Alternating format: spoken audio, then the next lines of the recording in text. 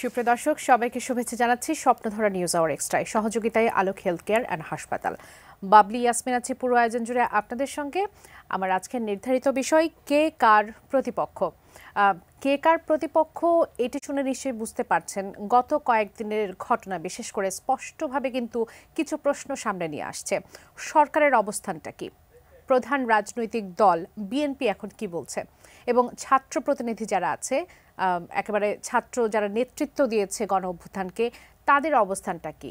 সবাই কি পরস্পরের মুখোমুখি হতে যাচ্ছে? সবাই কে কাকে আসলে প্রতিপক্ষ মনে করছে? এর সব কিছু নিয়ে আজকে আমরা আসলে সেটি পরিষ্কার হওয়ার চেষ্টা করব এই আয়োজনের মধ্য দিয়ে। সেটি নিয়ে কথা বলার জন্য, আলোচনা করার জন্য স্টুডিওতে যারা উপস্থিত আছেন শুরুতে পরিচয় করে দেব তাদের সঙ্গে। স্টুডিওতে মুহূর্তে আছেন সিনিয়র সাংবাদিক মাহবুব কামাল, স্বাগত জানাচ্ছি। আছেন জাতীয় নাগরিক কমিটির মুখপাত্র সামান্তা শারমিন, স্বাগত জানাই এই আয়োজনে। কে কার প্রতিপক্ষ এটা নিয়ে শুরুতে আসি। মাহবুব কামাল, আপনার কাছে আসি।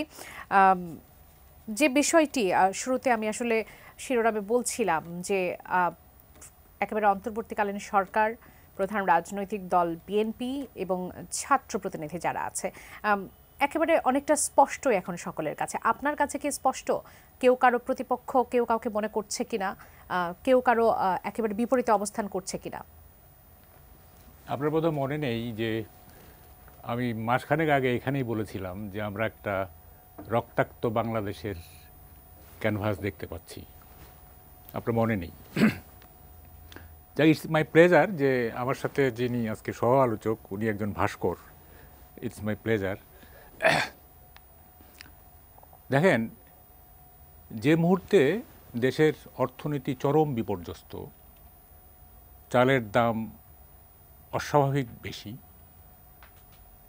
সয়াবিন তেল পাওয়া যাচ্ছে না, গ্যাসের দাম বাড়ানোর একটা চেষ্টা চলছে, বিনিয়োগ 20% কমে গেছে, সংঘাত বাড়লে এটা শূন্যের কোঠায় নেমে আসবে, ঠিক তেমন একটা সময়ে আমরা আলাপ করছি যে আগামীতে কি হতে যাচ্ছে রাজনৈতিক ক্ষেত্রে। অর্থনীতিটা কিন্তু সাবসাইডেড হয়ে গেছে, খুবই দুঃখজনক। আমি প্রথমে আমার সহ আলোচক, ওনার যেহেতু বয়স আমার চেয়ে অনেক কম, ওনাকে আমি 3টা বিষয় ক্লিয়ার করতে চাই, এবং আপনি ধরে নেবেন যে আমি নারী কিংবা পুরুষ কারোর সঙ্গে প্রতারণা করি না, আমাকে বিশ্বাস করতে পারেন। প্রথমত বলা হচ্ছে যে 72-এর সংবিধান একদলীয়, এটাকে বহুদলীয় করতে হবে। দেখেন, সংবিধান একদলীয় এই কথাটা গ্রামাটিক্যালি ভুল। সংবিধান কখনো একদলীয় হয় না। আচ্ছা, ধরে নিলাম সংবিধানে যে ব্যবস্থা আছে সেটা এক দলকে প্রমোট করে। ইটস এ ড্যাম লাই। 72-এর যে সংবিধান সেটাতে বহুদলীয় গণতন্ত্রের কথা বলা হয়েছে। এটা একদলীয় কখন হলো? 75-এ যখন 4র্থ সংশোধনী করা হলো, 4th অ্যামেন্ডমেন্টের মাধ্যমে বাকশাল করার মধ্য দিয়ে এটা একদলীয় করা হয়েছিল।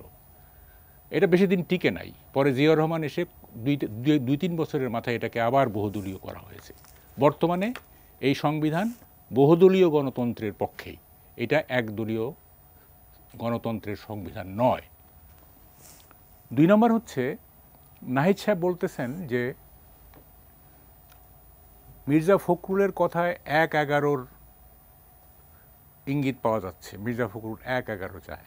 দেখেন, মানে বাংলাদেশে যা খুশি আপনি বলবেন, মানে এটার কোনো প্রতিবাদ নাই, কোনো মানে আপনার যা খুশিতে আপনি বলতে পারেন। 1/11-তে বেগম জিয়াকে অ্যারেস্ট করা হয়েছে, 1/11-তে তারেক রহমানকে ক্যান্টনমেন্টে পিটিয়ে তাকে দেশ ছাড়া করা হয়েছে। অথচ নাহিদ সাহেব বলছেন যে বিএনপি 1/11 সরকার চাইছে। কত হাস্যকর! আরেকটা জিনিস বলা হচ্ছে যে জিয়াবাদ এবং মুজিববাদ দুটোকেই কবর দেওয়া হবে, এরকম কিছু আর কি। দেখেন, আপনি কখনো জিয়াবাদ কোন একটা টার্ম শুনেছেন? আপনি আপনার তো বহুদিন সাংবাদিক করেন, একেবারে প্রথম শোনা একটি বিষয়। মুজিববাদ ছিল, সেটা কখন জানেন? মিড 70s পর্যন্ত সেটা আমরা দিয়েছি।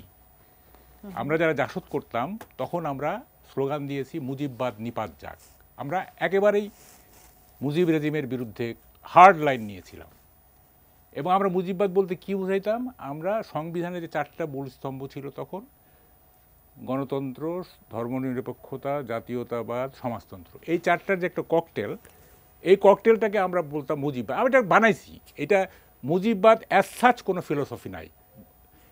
মুজিব নিজে কখনো কোনো মুজিববাদ নামে কোনো ফিলোসফি লেখেন নাই, বা অন্য কেউ। একটা খন্দকার মোহাম্মদ ইলিয়াস একটা লিখছিল, ইটস এ ট্র্যাশ। কেউ মুজিববাদ নিয়ে কোনো আপনার লিটারেচার নাই। মুজিববাদ 75 পর্যন্ত আমরা জাসদ যারা করতাম তারা একটা স্লোগান দিতাম, মুজিববাদ নিপাত যাক। এইটাই কি মুজিববাদটা কি, what does it define? It is not well defined, এবং এটা একটা মানে ফালতু স্লোগান দিতাম আমরা আর কি। এটা একটা রেটরিক। এরপরে 75-এর পরে মুজিববাদ শব্দটি কোথাও উচ্চারিত হয় নাই, আই রিমেম্বার, কোথাও উচ্চারিত হয় নাই। অথচ বলা হচ্ছে যে জিয়াবাদ, মুজিববাদ কবর দিতে হবে। এই দুটো বাদ তো নাই। কবর দিবেন কি? আপনি তো লাশ থাকলেন আপনি কবর দিবেন। আচ্ছা, এই জিনিসটা আমি একটু ছোট করে শুনলে আমরা সামান্থা ওনার কাছেও যেতে পারবো, আমরা অনেকগুলো বিষয় নিয়ে তখন কথা বলতে পারবো। যদি একেবারে ছোট করে এখন শেষ করে দেন। আমরা ছোট করে তো হয় না। 5 মিনিট শেষ করে যাই হোক, আর 2-4 মিনিট দেন। প্রথমে দেখেন, এই যে সংবিধান নিয়ে কথা হচ্ছে না, কেন এত পণ্যশ্রম, এত কেন? সংবিধানের কি কোনো মূল্য আছে যদি পলিটিক্যাল অ্যাডজাস্টমেন্ট না থাকে? 1 পয়সা মূল্য আছে? দেখেন, চায়নার কনস্টিটিউশন বাংলাদেশের কনস্টিটিউশনের চাইতে ডেমোক্রেটিক। বাংলাদেশে মিটিং মিছিল করতে গেলে ডিএমপির পারমিশন লাগে, চায়নাতে সেটাও লাগে না, এত ডেমোক্রেটিক। অথচ আমি এই কিছুদিন আগে চায়নাতে গেছিলাম একদিনের জন্য। সেখানে আমি একজন লোককে জিজ্ঞেস করলাম, আচ্ছা ভাই, তোমাদের কনস্টিটিউশন তো এত ডেমোক্রেটিক, তো তোমরা তো মিটিং মিছিল করো না, তোমার দিকে কোনো ক্ষোভ নাই?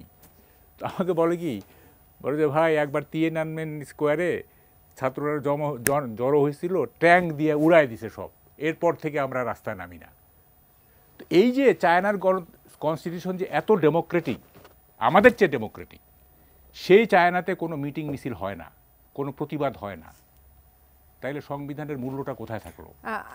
আসবো নিশ্চয়ই। সামান্তা শারমিন, আপনার কাছে আসি। মাহবুব কামাল অনেকগুলো বিষয় নিয়ে কথা বলার চেষ্টা করেছেন, সেগুলোর উত্তরও আপনি চাইলে দিতে পারেন। আপনার কাছে আমার যেটি প্রশ্ন, আমার নির্ধারিত বিষয় কে কার প্রতিপক্ষ, সেখান থেকে জানতে চাইব বিএনপি মহাসচিবের যে সাক্ষাৎকার, সেটিকে ঘিরে যে প্রতিক্রিয়া, উপদেষ্টা নাহিদ ইসলাম, মোহাম্মদ সজীব ভুঁইয়ার সহ আরও যারা সমন্বয়ক ছিলেন, সবার একযোগে এক ধরনের রিয়াকশন আমরা দেখতে পেয়েছি, যেখানে বিএনপি মহাসচিব বলছেন যে নিরপেক্ষ সরকারের প্রয়োজনীয়তা হতে পারে যদি এই সরকার নিরপেক্ষতা হারায়, এবং তার প্রতিক্রিয়ায় উপদেষ্টা সহ ছাত্র প্রতিনিধি আমরা যাদেরকে বলে থাকছি, আপনারা বলছেন যে 1-11 পরিস্থিতি ফিরিয়ে আনার মতো করে কথা বলছে। এই পরিস্থিতি আসলে কেন তৈরি হলো আপনাদের মধ্যে?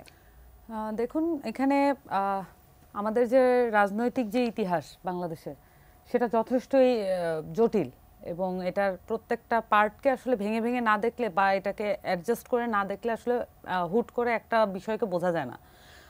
অভ্যুত্থানকে বুঝতে হলে অবশ্যই এখানে এই যে আমাদের যে পথ পরিক্রমা, দীর্ঘ রাজনৈতিক লড়াই আছে বাংলাদেশে, সেটাকে দেখতে হবে।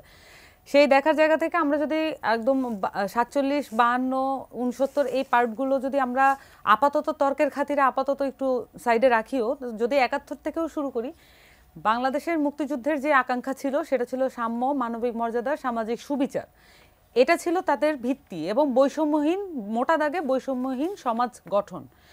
এই সমাজ গঠনের ভিত্তিতে আমরা বলেছি যে বাংলাদেশের মানুষের মধ্যে সাম্য থাকবে, তাদের মধ্যে মানবিক মর্যাদা, তথা আমরা এখন যেটাকে বলছি নাগরিক মর্যাদা, মানবিক মর্যাদার চেয়েও বেশি আমরা যেটাকে মনে করি যে আমাদের সামনে উঠে আসা উচিত, যে বাংলাদেশ যেহেতু একটি আধুনিক রাষ্ট্রে রূপান্তর করার একটা মুখে দাঁড়িয়ে আছে, সেখানে অবশ্যই এখানে সিটিজেন্স রাইটস, সেই বিষয়টাকে মূল্য দিতে হবে এবং সেটাকে আন্তর্জাতিক পর্যায়ে নিতে হবে। তো সেই জায়গা থেকে নাগরিক মর্যাদা এবং সেই সাথে সামাজিক সুবিচার। সামাজিক সুবিচার নিশ্চিত করা তখনই সম্ভব যখন প্রতিটি মানুষের আইডিওলজি যাই হোক, তাদের ধর্ম যাই হোক এবং তাদের সামাজিক প্র্যাকটিস যাই হোক না কেন, তাদের সাথে আমরা আইনগতভাবে এবং রাষ্ট্রীয়ভাবে তাদেরকে আমরা সমান সুযোগ এবং সমান অধিকার নিশ্চিত করতে পারছি।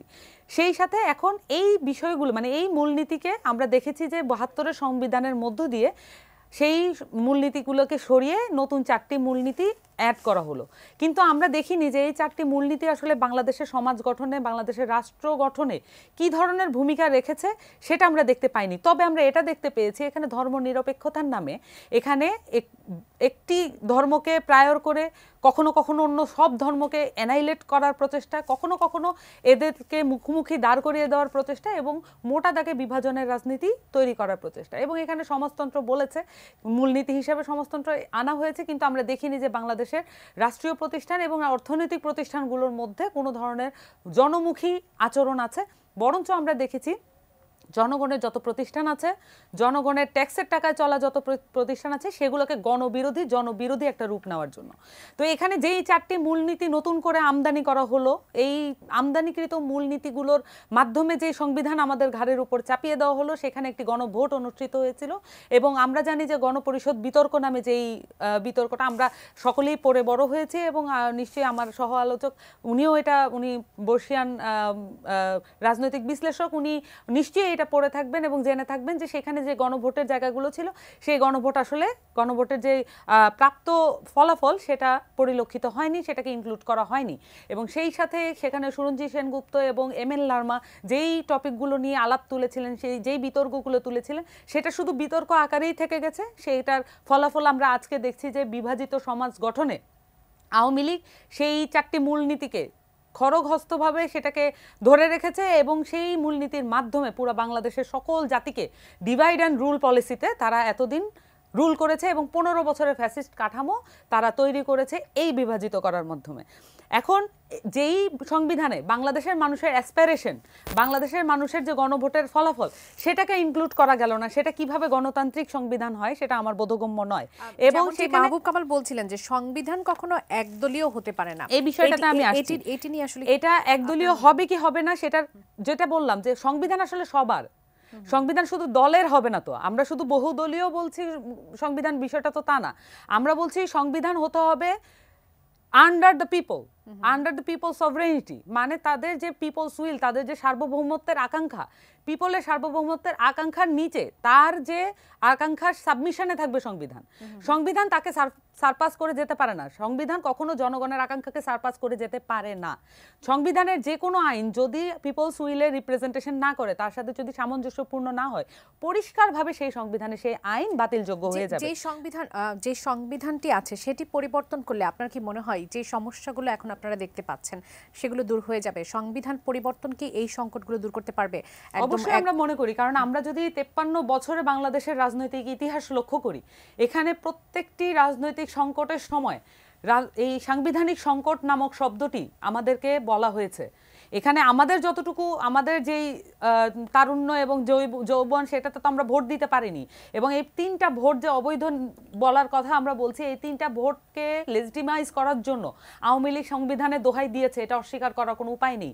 যদি সংবিধানের ভিতরে এই ধরনের বিষয় না থাকতো এবং এই সংবিধান যদি গণবিরোধী না হতো এবং এর মধ্যে প্রত্যেকটা ক্লজ যদি একটা আরেকটার সাথে কন্ট্রাডিক্টরি না হতো, তাহলে আমরা মনে করি যে এই ধরনের সংকটে, একটা সার্বিক সংকটে, ফ্যাসিবাদী কাঠামোর মধ্যে বাংলাদেশ কখনোই নিমজ্জিত হতো না।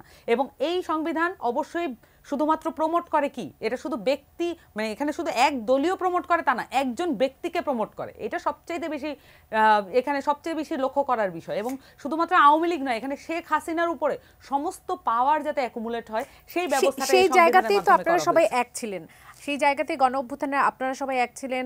এখন যে সব থেকে বড় দল বিএনপি এক ছিল, অন্যান্য রাজনৈতিক দল এক ছিল, কিন্তু 5 আগস্ট পরবর্তী কি এমন পরিস্থিতি তৈরি হলো যে এখন আমাদের বলতে হচ্ছে, জিজ্ঞেস করতে হচ্ছে যে আপনারা কি বিএনপির মুখোমুখি দাঁড়াচ্ছেন কিনা? এই প্রশ্নটি কেন? আমরা তো এখনো মনে করি না যে আমরা মুখোমুখি দাঁড়াতে চাই। আমরা এখনো মনে করি বিএনপি সহ অন্যান্য সকল রাজনৈতিক দল যারা এখন মনে করছেন যে তত্ত্বাবধায়ক সরকারের মধ্যে দিয়ে আরেকটা নির্বাচন করে এখন নির্বাচন দিয়ে কোনো মতে এই সরকারকে বিতাড়িত করতে হবে, এই ফরম্যাটে যারা চিন্তা করছেন, আমরা এখনো তাদেরকে বলছি যে আপনারা আপনাদের শুভবুদ্ধির উদয় হোক, আপনারা বুঝতে শিখেন যে বাংলাদেশের মানুষ এই সংবিধানকে ছুঁড়ে ফেলে দিয়েছে। এখন নির্বাচন একমাত্র গণপরিষদ নির্বাচন। এই সংবিধানকে পুনর্লিখনের মাধ্যমে এবং এখানে যত রাষ্ট্রীয় প্রতিষ্ঠান আছে সেই প্রতিষ্ঠানগুলোকে রিফরমেশনের মাধ্যমে, মোটা দাগে একটা রিফরমেশনের মাধ্যমে এই সংবিধানের এই নির্বাচনের দিকে আমাদের আগাতে হবে। সেই সাথে এই যে রাষ্ট্রীয় প্রতিষ্ঠানগুলো যাদের কথা ছিল বাংলাদেশের মানুষকে সার্ভ করা, সেই পিপল সার্ভিং পলিটিক্স বাদ দিয়ে এখানে সব পার্টি সার্ভিং পলিটিক্স শুরু হয়েছে। এই পার্টি সার্ভিং পলিটিক্সের পুরোপুরি বিরুদ্ধে আমরা। ইভেন ছাত্রদের যে নতুন দল আসবে সেই দলের মধ্যেও যদি তারা এই পার্টি পলিটিক্সের এবং পার্টি সার্ভিং পলিটিক্স করেন তাহলে তারাও বিএনপির মতো এই যে সমালোচনার শিকার হচ্ছে বিএনপি সেই সমালোচনার শিকার তারাও হবে। পার্টি সার্ভিং এর যে বিষয়টি বলছেন আপনারা, জুলাই প্রোক্লেমেশনের যেটি কথা বলেছেন সেখানে রাজনৈতিক বন্দোবস্তের প্রশ্ন যেখানে নিয়ে আসছেন, সেখানে আপনারা কি মনে করছেন যে এই জুলাই প্রোক্লেমেশনে শুধুমাত্র 24কে কেন্দ্র করে যদি প্রোক্লেমেশন হয় তাহলে রাজনৈতিক বন্দোবস্তটা সেটি সঠিক হবে, সেটি মনে করছেন কিনা? আমরা মনে করি আমাদেরকে একটা প্রোক্লেমেশন থেকে বঞ্চিত করা হয়েছিল, সেটা হচ্ছে 71-এর প্রোক্লেমেশন। আমাদেরকে আরেকটি প্রোক্লেমেশন থেকে বঞ্চিত করার একটা মানে সুদৃঢ় প্রচেষ্টা চলছে। আমরা সেটা লক্ষ্য করছি, আমরা মনে করছি এটা বাংলাদেশের জনগণের সাথে একটা বেইমানি হচ্ছে। এবং এই প্রোক্লেমেশনের মাধ্যমে 24-এর প্রোক্লেমেশনের মাধ্যমে বাংলাদেশের তরুণ সমাজ যেই এম্পাওয়ারমেন্টের জায়গায় যেত, বাংলাদেশের তরুণ সমাজকে একদম ষড়যন্ত্রমূলকভাবে এই এম্পাওয়ারমেন্টের জায়গা থেকে বঞ্চিত করা হচ্ছে। বাংলাদেশের তরুণ সমাজ 71-ও তাদের বীরত্ব দেখিয়েছে এবং 24-এও তাদের বীরত্ব দেখিয়েছে এবং 71-কে আওয়ামী লীগের হাত থেকে মুক্ত করে জনগণের হাতে ফিরিয়ে দিয়েছে 24-এর তরুণ সমাজ। এখানে অবশ্যই একটি প্রোক্লামেশন থাকতে হবে এবং সেটা সংবিধানের সাথে ইনক্লুডেড থাকতে হবে। জি, জনাব মাহবুব কামাল, আপনি সামান্থা শারমিনের কথার প্রেক্ষিতে কিছু বলতে চাইবেন কিনা? আপনি টাইম অ্যালোকেশনটা ঠিক রাখেন। হ্যাঁ, অবশ্যই অবশ্যই, আমি একদম 7 মিনিট করে দিয়েছি। দেখেন, ওনার কথা আমি মনোযোগ দিয়ে শুনলাম। এই যে 4টা স্তম্ভ না, থিওরিটিক্যালি এই 4টার কোনটা খারাপ আপনি বলেন? একটাও খারাপ না থিওরিটিক্যালি। এগুলি অ্যাচিভ করা যায় নাই বা অ্যাচিভ করা হয় নাই বা অ্যাচিভ করতে দেয়া হয় নাই। That is beside the point. What is inside the point is এই 4টা কোনটা খারাপ আমাকে বলেন। 1 2 নম্বর কথা হচ্ছে সমাজতন্ত্র অ্যাচিভ করা খুবই কঠিন, এটা ঠিক, কিন্তু কল্যাণ রাষ্ট্র তো অ্যাচিভ করা যায়। কই আমাদের যে সংবিধান যেটা প্রস্তাব সেখানে তো কল্যাণ রাষ্ট্রের কথা বলা হয় নাই, গেল এটা। দেখেন, আপনি অ্যামেন্ডমেন্টগুলির আগে 72-এর যে অরিজিনাল সংবিধান, অ্যামেন্ডমেন্টগুলি যেগুলি হয়েছে খুব বাজে অ্যামেন্ডমেন্ট হচ্ছে, সবগুলি বাজে। 15th অ্যামেন্ডমেন্টে যে তত্ত্বাবধায়ক সরকার বাতিল করা, তারপরে 8ম সংশোধনী, 4th, সব বাজে। আমি 72-র কনস্টিটিউশনের কথা বলতেছি, আপনারা তো 72-র কনস্টিটিউশন নিয়ে কথা বলতেছেন। 72-র কনস্টিটিউশনের একটা জিনিস আপনি দেখান, যে কোনো একটা, যেটা গণবিরোধী। যদি দেখাইতে পারেন আমি আর আলোচনা করব না। একটু বলি, আমার শেষ করতে একটু বলে রাখি, এই অংশে আমরা 2 মিনিট সময় পাবো, কেননা আমাদের বিরতিতে যেতে হবে। জি, 72-এর সংবিধানের একটা লাইন আমাকে বলেন যে এই লাইনটা গণবিরোধী, তাইলে আই উইল সারেন্ডার।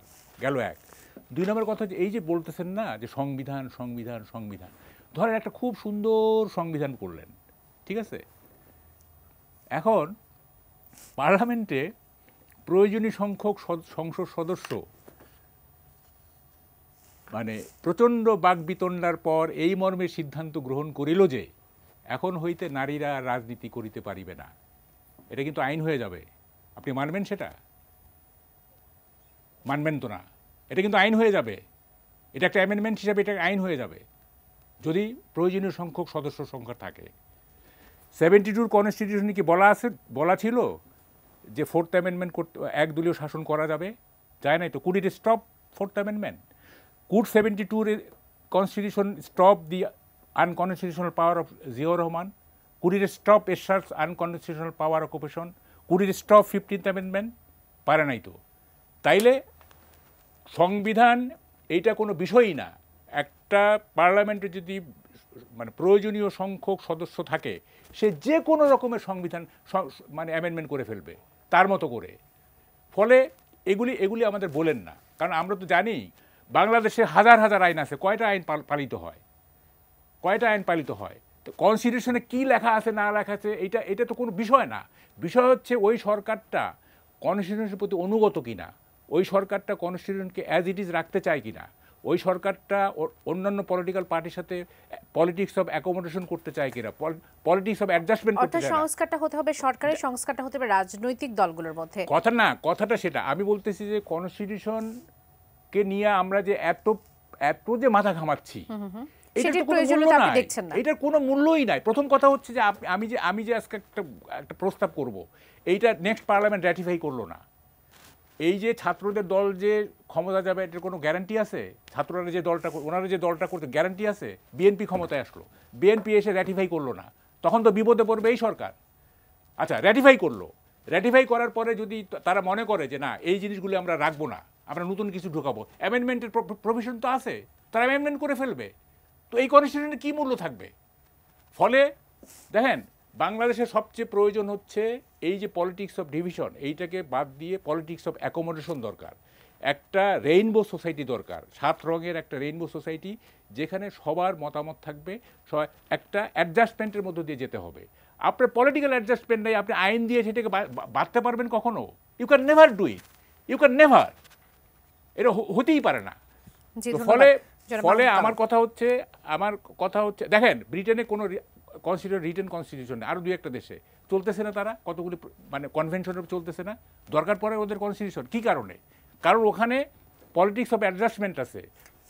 ওখানে সরকারি দল এবং বিরোধী দলের মধ্যে কোনো পার্থক্য নেই। আমাদের এখানে কি উইনার টেক্স অল, ওখানে কি আপনি বিরোধী দল এবং মানে সরকারি দল both are enjoying same privilege, same rights, everything একই।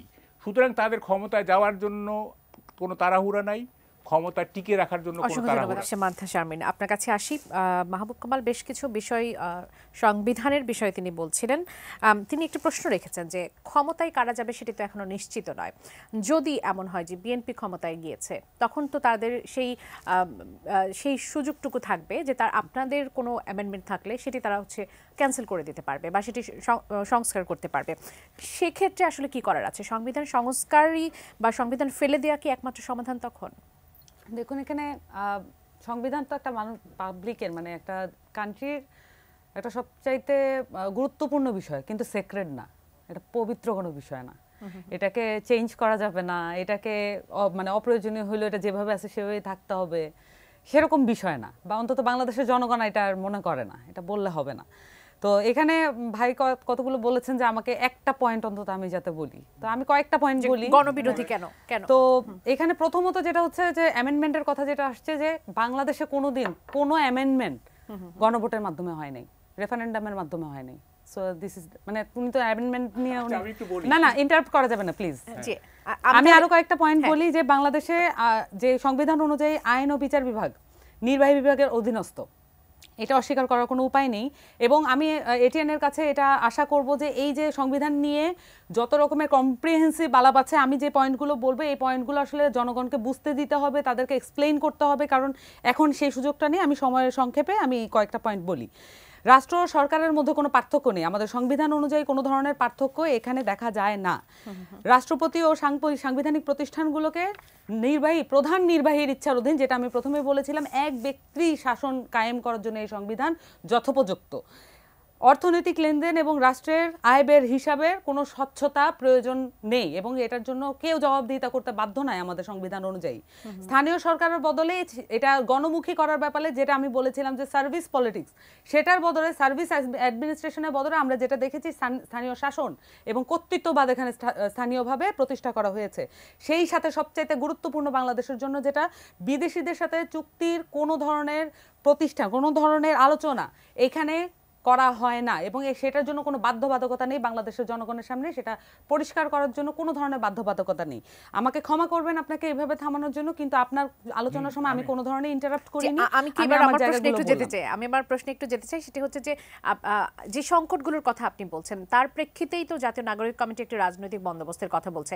আপনাদের রাজনৈতিক যে বন্দোবস্তটা হবে সেটার মানদণ্ডটা কি, বা সেটি আসলে আপনারা কিভাবে চাচ্ছেন, কি করতে চাচ্ছেন সেখানে? দেখুন, আমাদের যে কমিশনগুলো গঠন করা হয়েছে সেটাকে আমরা ওয়েল অ্যাকসেপ্ট করেছি এবং আমাদের পক্ষ থেকে আমরা প্রস্তাবনাগুলো দিয়েছি এবং আমরা যখন আমাদের প্রস্তাবনা তৈরি করতে গিয়েছি আমরা তখন দেখতে পেয়েছি যে আসলে সংবিধানের মধ্যে এই যে রাষ্ট্রপতি, প্রধানমন্ত্রী এবং পিপলের মাঝখানে যে পাওয়ার ব্যালেন্সের ব্যাপারটা আছে এবং সেই সাথে আপনি রাষ্ট্রীয় প্রতিষ্ঠানগুলোকে কি মাত্রায় পাওয়ারফুল করবেন যাতে করে তারা সার্ভিস পলিটিক্সটা করতে পারে, সার্ভিসটা দিতে পারে জনগণের প্রতি, সেই জায়গাগুলো ব্যালেন্স করা অত্যন্ত মানে সুচারু রূপে করা উচিত যাতে করে বাংলাদেশ উপকৃত হয়। সেই চেষ্টাটা, সেই কষ্টটা বাংলাদেশে কেউ কোনোদিন করে নাই।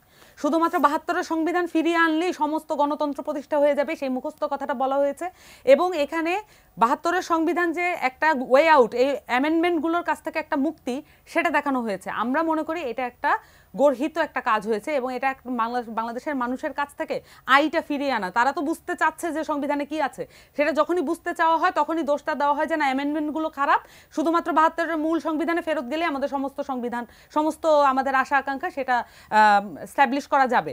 এবং সেখানে আমাদের সংবিধানে যে মৌলিক অধিকারগুলো আছে সেটাকে প্রতিষ্ঠা করার কোনো ধরনের লেজিটিমেসি বডি নাই এবং সেটাকে প্রতিষ্ঠা করার জন্য কোনো ধরনের আইনি বাধ্যবাধকতা নাই। আমরা বলছি না যে চরম বাধ্যবাধকতা এখানে আরোপ করতে হবে, কিন্তু কোনো রকম না থাকা এটা একেবারে একটা গণতান্ত্রিক শাসন, গণতান্ত্রিক একটা সমাজের দিকে রূপ নেবে না, এই কথাগুলো আমরা বলছি। এখন সেটি কিভাবে সম্ভব হবে? আপনারা একটি রাজনৈতিক দল গঠন করে সেটিকে সম্ভব করতে চাচ্ছেন, মানে আপনারা কিভাবে চাচ্ছেন যে এই পরিবর্তন? আমরা মনে করি যে রাজনৈতিক দল একটা পার্ট, একটা স্টেটের একটা ফাংশনারি।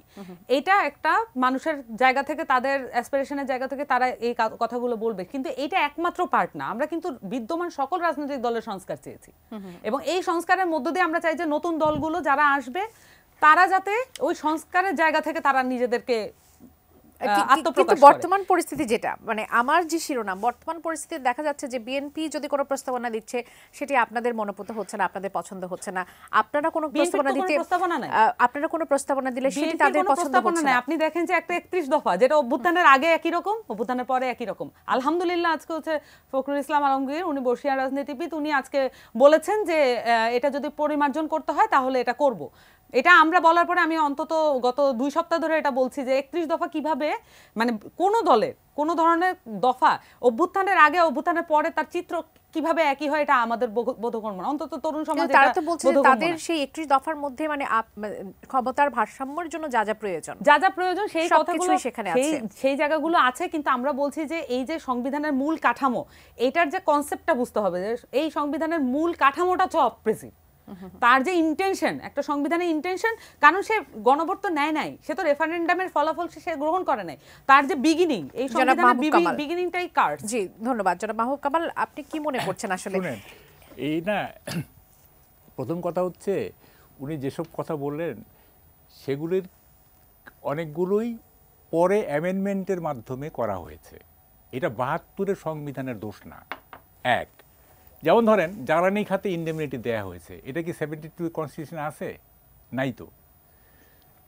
পরে এই যে 16টা সংবিধান, এই যে 16টা সংশোধনী হয়েছে, এই 16টা সংশোধনীর মধ্য দিয়ে 72-এর সংবিধানকে বিকৃত করা হয়েছে। 72-এর আমি তো 72-এর সংবিধানের কথা বলতেছি। এক। 2 নম্বর কথা হচ্ছে একটা জিনিস থিওরিটিক্যালি ঠিক আছে, এইটা যদি আমি যদি প্র্যাকটিস না করি তাহলে কি থিওরিটার দোষ? 72-এর কনস্টিটিউশনে যা যা আছে সেগুলি প্র্যাকটিস করা হয় নাই, সেটা তো কনস্টিটিউশনের দোষ না। জনাব মাহবুব কামাল একটু শেষ করতে দেন আমাকে। কনস্টিটিউশনের তো দোষ না। 2 নম্বর হচ্ছে আপনি যে কথাগুলি বললেন 2-3টা, আপনি যদি কনস্টিটিউশনে হুবহু যেভাবে লেখা আছে সেভাবে উদ্ধৃত করতেন তাহলে আমি ব্যাখ্যা করতে পারতাম।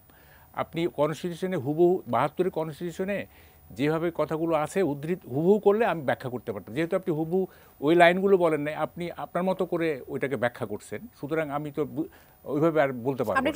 কথাটা হচ্ছে নির্বাচনের বিষয়ে একটু কথা বলতে চাই। কথা হচ্ছে যে একটা থিওরিটিক্যালি ঠিক আছে, আপনি কি মনে করেন না যে গণতন্ত্র থিওরিটিক্যালি ঠিক আছে? ওই 4টার মধ্যে গণতন্ত্র একটা। এখন গণতন্ত্র যদি প্র্যাকটিস না করে শেখ হাসিনা, এটা কি ওই 72 কনস্টিটিউশনের দোষ?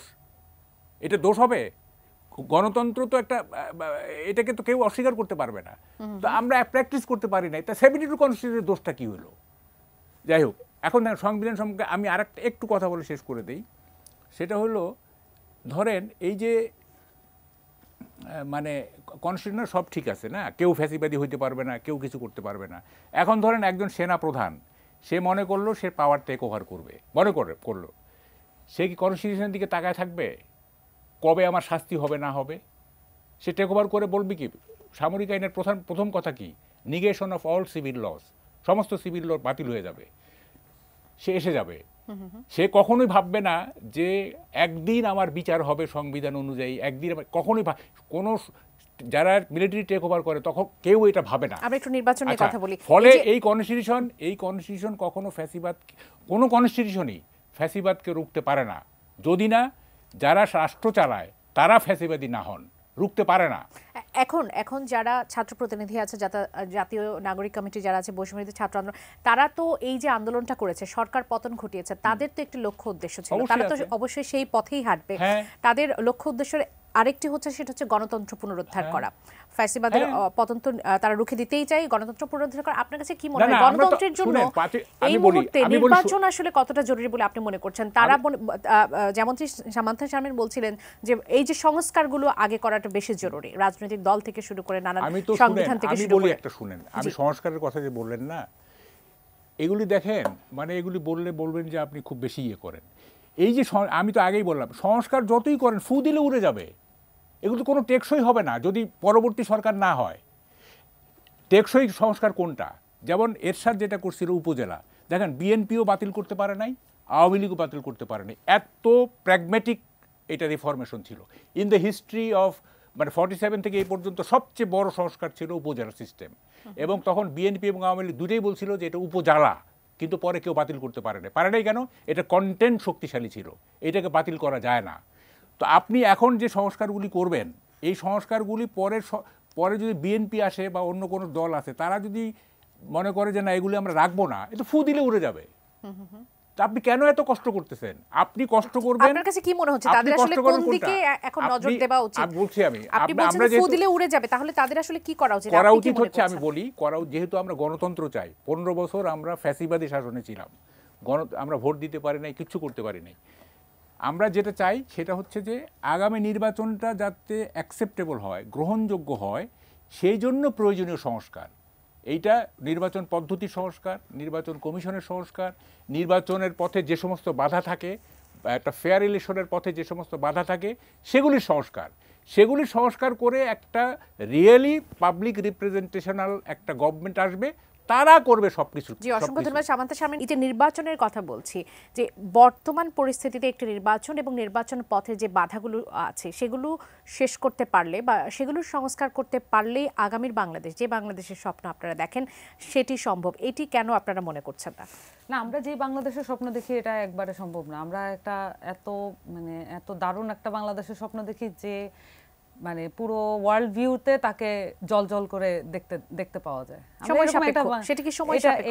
এটা একটা দুইটা বছরের ব্যাপার না, এটা 5-10 বছরের ব্যাপার না, এটা একটা ধারাবাহিক সংগ্রামের ব্যাপার। বাংলাদেশের মানুষ আসলে সেই সংগ্রাম করেই আসলে সেই জায়গাটাতে পৌঁছাচ্ছে অলরেডি। নির্বাচন পিছিয়ে দিলে কি সেটি কিন্তু এখন যে নির্বাচনের যে বিষয়টা এখন আসছে, যে অবশ্যই বাংলাদেশে একটি নির্বাচন প্রয়োজন, আমাদের তো কোনো সমস্যা নেই। আমরা যেটা বলছি যে নির্বাচন করার জন্য খুব বেসিক কিছু বিষয় আছে। এক হচ্ছে যে বাংলাদেশে নির্বাচনের সাথে সংশ্লিষ্ট কিছু প্রতিষ্ঠান আছে, এই প্রতিষ্ঠানগুলো ছাড়া এই নির্বাচন তো সম্ভব না।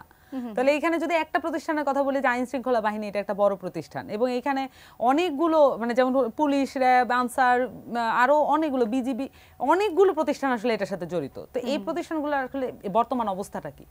আমরা 24-এর অভ্যুত্থানের মধ্যে তাদের যে রোল দেখেছি, ইভেন শুধুমাত্র বাংলাদেশ পুলিশের অবস্থা যদি দেখি, সেটাকে মানে তার পোশাকে নামানো যাচ্ছে না, তার পোশাক পরিবর্তন করতে হচ্ছে, তার লোগো পরিবর্তন করতে হবে, তার পুরো আউটলুক চেঞ্জ করতে হবে, এবং সে যে পুরোপুরি একটা বাংলাদেশের জনগণের বিপক্ষে একটা রাক্ষসী অবস্থান নিয়েছে, সেই রাক্ষসী অবস্থানকে ফিরিয়ে রিট্র্যাক্ট করে তাকে একটা প্রো পিপল একটা ফেস দিতে হবে। এই পুলিশ দিয়ে আমরা নির্বাচন করব, এটা কি ইমাজিন করা যায়? কিন্তু আপনারা তো জাতীয় নির্বাচন না চাইলে স্থানীয় নির্বাচনের কথা বলছেন। যে আমরা কি বলেছি? আমরা এখানেই আসছি যে কেন প্রতিষ্ঠান খুবই ইম্পর্টেন্ট। এখানে নির্বাচন কমিশন আছে, দুদক আছে, আইন শৃঙ্খলা বাহিনী আছে, এরকম অসংখ্য প্রতিষ্ঠান। একটা নির্বাচন সফল করতে গেলে অসংখ্য প্রতিষ্ঠান এটার সাথে যুক্ত। এই প্রতিষ্ঠানগুলো কিভাবে ফাংশন করছে সেটা তো আমাদের টেস্ট করতে হবে। আমরা তো টেস্ট করছি, আমরা বলছি যে এটা টেস্ট করে দেখেন এটা আদৌ ওয়ার্ক করে কিনা। তো ওয়ার্ক করে না, এটা তো ট্রাফিক পুলিশ পর্যন্ত এখনো ওয়ার্ক করছে না ঠিকঠাক মতো। আইন শৃঙ্খলা বাহিনীর কি অবস্থা, আইন শৃঙ্খলা পরিস্থিতির অবস্থা কি, আমরা কি মানে সন্তুষ্ট? আমরা তো সন্তুষ্ট না। তাহলে এইটাকে ওয়ার্ক করানোর জন্য প্রথমত দ্রুত পদক্ষেপ নিতে হবে। তাদের যা কমিশনগুলো আছে তারা দুইটা রোডম্যাপ দিক, যে একটা হচ্ছে শর্ট টার্ম প্ল্যান, এক্ষুনি যেগুলো করার প্রয়োজন, একটা লং টার্ম প্ল্যান। স্থানীয় সরকার কমিশন আছেন, তারাও দুইটা প্ল্যান দিক, এক্ষুনি যেগুলো করা প্রয়োজন, যেগুলো হচ্ছে মোটা দাগে বাংলাদেশের পরিবর্তনের জন্য প্রয়োজন, সেগুলো বাংলাদেশের মানুষ দেখুক যে কোনটা ভালো কোনটা খারাপ। কিন্তু শর্ট টার্ম প্ল্যানগুলো দেরি হচ্ছে, আমরা সেটা বলছি। এবং এতগুলো প্রতিষ্ঠানকে এড়িয়ে গিয়ে আসলে আমরা শুধু শেষ লাইনটা বলি, যেই নির্বাচনই করি না কেন, আমাদেরকে এই 53 বছর পরে অবশ্যই বাংলাদেশের মানুষের ম্যান্ডেটকে যে 5 আগস্ট এবং 3 আগস্ট তারা যে ম্যান্ডেট দিয়েছে যে এখানে বাংলাদেশকে পরিবর্তনের যে ম্যান্ডেট দিয়েছে, গণপরিষদ নির্বাচনের মাধ্যমে সেই ম্যান্ডেটকে আমাদের অসংখ্য ধন্যবাদ মাহবুব কামাল। 1 মিনিট সময় আমি একটু চেয়ে নিচ্ছি, সেটি হচ্ছে যে আপনার কাছে মনে হয় যে স্থানীয় সরকার নির্বাচন কি টেস্ট গ্রাউন্ড হতে পারে কিনা? ওনার সাথে ওনার যে এই কথাগুলো, এটার সাথে আমার কোনো কন্ট্রাডিকশন নাই। দেখেন, আমি আগেই বলছি যে নির্বাচনকে ভালো করার জন্য যেসব সংস্কার, তো নির্বাচনকে ভালো করার জন্য তো পুলিশের সংস্কার দরকার, অ্যাডমিনিস্ট্রেশনের সংস্কার দরকার। এখানে তো আপনার সাথে আমার কোনো বিরোধ নাই। আপনি পুলিশের সংস্কার করতেই হবে, কারণ এই পুলিশ দিয়ে নির্বাচন হবে না, এই অ্যাডমিনিস্ট্রেশন দিয়ে হবে না, এটা করেন। আমি বলছি অন্য যেসব বিরাট ক্যানভাস আপনারা হাতে নিছেন সেগুলি করে লাভ নাই, সেগুলি ফু দিলে উড়ে যাবে। হ্যাঁ, এই মানে নেক্সট গভর্নমেন্ট যদি অন্য কোনো সরকার আসে, মানে আপনাদের বিপক্ষ শক্তি যদি আসে, ফলে ওগুলি করেন না। এখন আপনার কাছে আমার যেটা কথা, আপনারা কয়জনের সাথে ফাইট করবেন একসঙ্গে? আপনারা পতিত হাসিনার সঙ্গে ফাইট করতেছেন, আপনারা বিএনপির সঙ্গে ফাইট করতেছেন, আপনারা এত এত ফাইট করে কি পারবেন? আপনারা শত্রু কমিয়ে আনেন। হ্যাঁ, শত্রু কমিয়ে আনেন, পতিতরা থাক, পতিতর সঙ্গে ফাইট করেন, এইগুলির সঙ্গে ফাইট করতে যায়েন না। এগুলির সঙ্গে ফাইট করতে গেলে হবে কি, একটা রক্তাক্ত বাংলাদেশ হবে, একটা রক্তাক্ত বাংলাদেশ হবে। এগুলি করেন না। আর 2 নম্বর কথা হচ্ছে, শুনেন, লাস্ট কথা আমি বলে দিই, 53 বছরের অভিজ্ঞতা, আমরা সবাই ফ্যাসিবাদী। আমরা ফ্যাসিবাদের বিরুদ্ধে যুদ্ধ করি কেন? তাকে পরাজিত করে আমার ফ্যাসিবাদ প্রতিষ্ঠা করব। এটাই হচ্ছে আমাদের ফ্যাসিবাদের বিরুদ্ধে যুদ্ধের প্রেরণা। তাকে পরাজিত করে আমার ফ্যাসিবাদ আমি প্রতিষ্ঠা করব। যারা মাহবুব কামাল, ধন্যবাদ সামান্তা শারমিন আমাদের আয়োজনে যুক্ত হবার জন্য। দর্শক, এতক্ষণ আপনারা যারা আমাদের সঙ্গে ছিলেন, একটি নিউজের সঙ্গে থাকুন, নিউজ আর এক্সট্রা সঙ্গে থাকুন। আগামী পর্ব দেখার আমন্ত্রণ জানিয়ে আজ এখান থেকে বিদায় নিচ্ছি। ধন্যবাদ সবাইকে, শুভরাত্রি।